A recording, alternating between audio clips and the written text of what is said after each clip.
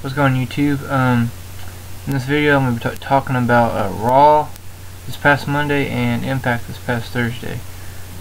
First thing I'm going to talk about is Raw, and the first subject is the terrible rating it got. It's like a lowest rating in like 15 years, I think is what I read. I'm not sure about that, but it did a real terrible rating. I think some of the reasons, I believe, is one, that 3 hours going 3 hours every week. It's it's nice. I enjoy watching wrestling at 7 and now earlier, but it's dragging on, and they're doing putting promos in for an hour, and then 2 matches the whole night, or whatever, 3 whatever. And that another thing, they still have Punk as a champion and stuff. Sheamus as a World Heavyweight Champion. In my opinion, I think they need to put the belt on somebody else, whether it be John Cena as WWE Champion, or like some like Big Show as a World Heavyweight Champion, or someone else. It's been constant.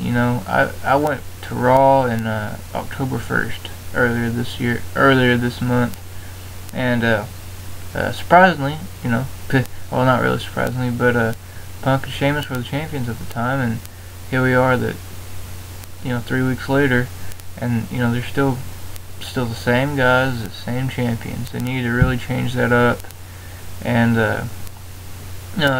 it gets old, it gets boring, and I think people are tired of it. Another thing is the ticket pricing.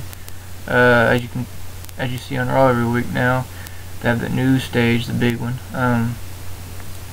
The floor seats, the TV side where you're on the camera the whole time on the floor, those are $98 without the fees. The fees you pay is the seating, building, and all that other fees. That's just without the fees. They used to be $70.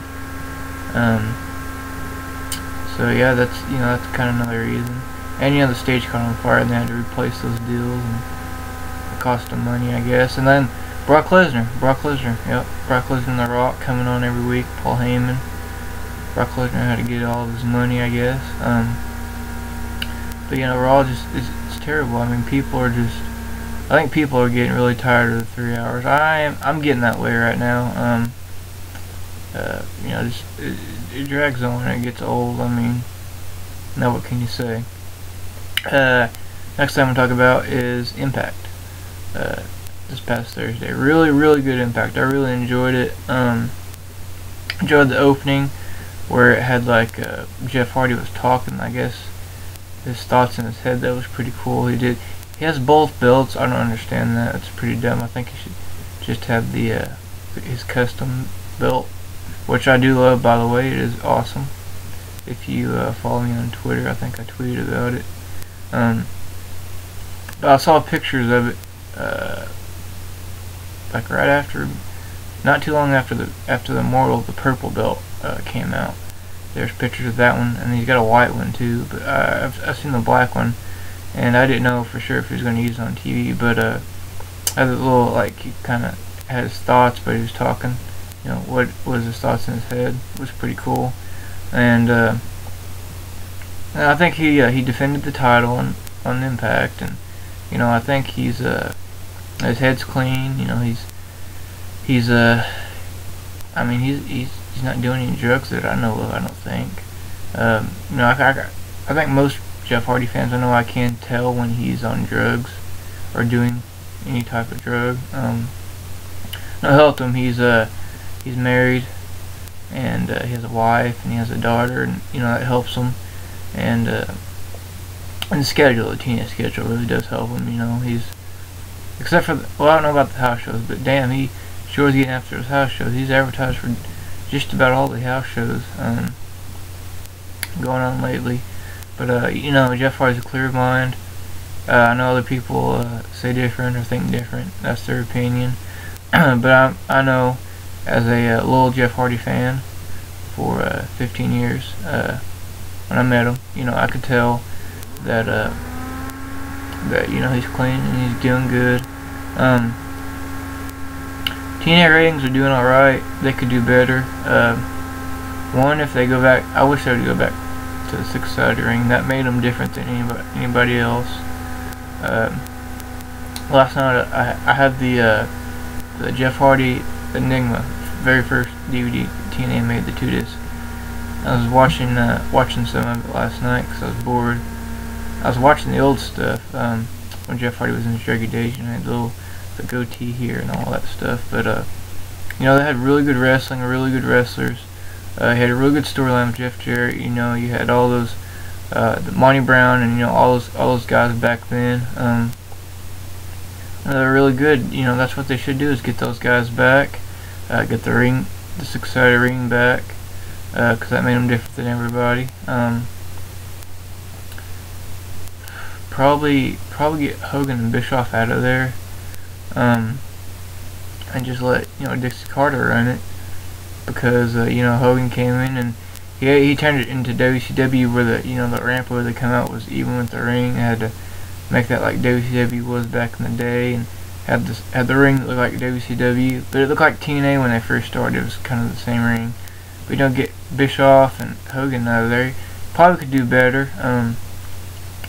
You know, I mean, WWE and TNA are kind of, you know, like, people keep jumping, like Kurt Angle and Rhino and guys like that, Jeff Hardy, jump over there. That's you know, that's could help WWE at the same time too, if they have Jeff Hardy and Kurt Angle and Bully Ray and Devon, Bubba Ray, whatever you want to call them, jump back over to WWE. It would help their, you know, WWE's ratings for those little guys, especially for SmackDown. SmackDown is just doing terrible. The ticket sales are terrible. I know when I went to the taping on October 2nd, the day after I went to Raw, it was bad. They're not going to go to Tulsa for a while, I don't think. Unless it's like a house show or something. But yeah, ticket sales are crappy, basically, for SmackDown. But I think, you know, if WWE can gain some more people, I know they're trying to get, like, they're signing a couple of people to developmental for the developmental there, and if they would bring those people up to the main roster, it would help a little bit. Half the guys were injured. Rey Mysterio finally came back. Evan Bourne's still going. His foot plus his injury. But, you know, at the same time, Punk and Sheamus are champions because, you know, you could either have John Cena or maybe Big Show as World Heavyweight Champion. You know, most of the guys that were there, they're gone, retired, or went to TNA. I mean, you know, it's really the only choice that you got.